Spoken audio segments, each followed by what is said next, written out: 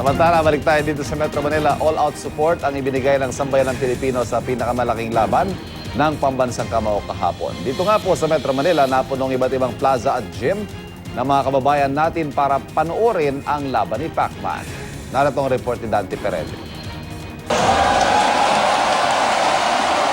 Tutok na tutok ang mga manunood sa public viewing sa Delpan Evacuation Center sa Maynila para sa Pacquiao Mayweather fight. Hindi mapigilan ng fans na maghiyawan at palakpakan sa bawat suntok ni Pacman na tatama sa kalaban. Pero ang sigla ng mga manunood, napalitan ng inis ng biglang mawalan ng signal ang pay-per-view ng lokal na pamahalaan.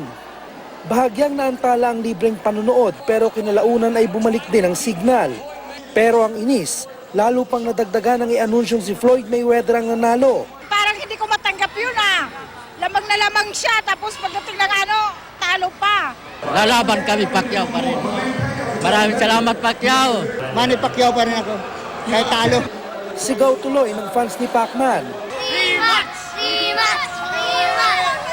Sa Plaza Miranda naman, tagsari ng mga nais mapanood ng Pacquiao Mayweather fight.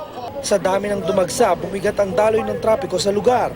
Bukod sa Maynila, dumagsa rin ng mga manonood sa free viewing sa Makati Stadium. Dumadagundong na sigawan din ang narinig mula sa fans na tutok sa tinaguriang fight of the century. Para sa unang balita, Dante Perello reporting.